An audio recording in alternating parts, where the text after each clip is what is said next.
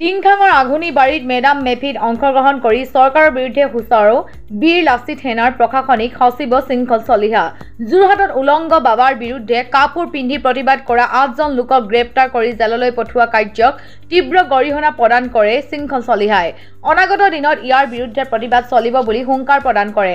ইফালে পবিত্ৰ মেডাম মেফিত অংশগ্ৰহণ কৰি জাতি শক্তিশালী হোৱাৰ আৰু খিলঞ্জীয়া মানুহ একত্ৰিত হোৱাৰ বাবে ফুৰাতাৰাৰ ওচৰত আশীৰ্বাদ বিচাৰে শৃংখল চলিহাই।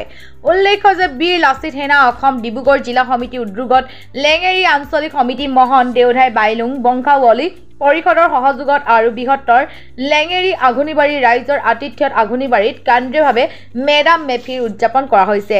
কাৰ্যসূচীত বীৰ লাচিত সেনাৰ প্ৰশাসনিক সচিব শৃংখল চলিহা, টাইপা কেন্দ্ৰীয় উপসভাপতি ৰুদ্ৰসাগৰ বুঢ়াগোহাঁইৰ লগতে বহুকেইগৰাকী গণমান্য ব্যক্তি উপস্থিত থাকে। আজি পবিত্ৰ মেডাম মেফিৰ অনুষ্ঠানত জাতি শক্তিশালী হওক, খিলঞ্জীয়া মানুহ একত্ৰিত হওক, তাৰে আমি ফুৰাতাৰাৰ ওচৰত আশীৰ্বাদ বিচাৰিছোঁ আৰু অনাগত দিনত বহিৰাগত শক্তিৰ বিৰুদ্ধে যুঁজিবলৈ আমাক ফুৰাতাৰাই আশীৰ্বাদ কৰক আৰু এই পুলিন পুঠাৰ আশীৰ্বাদৰ জৰিয়তে যাতে অন্ততঃ খিলঞ্জীয়া মানুহখিনি অসমত দপদপাই জীয়াই থাকিব পাৰে তাৰ কাৰণে কাম কৰি যাবলৈ আমাক শক্তি দিয়ক।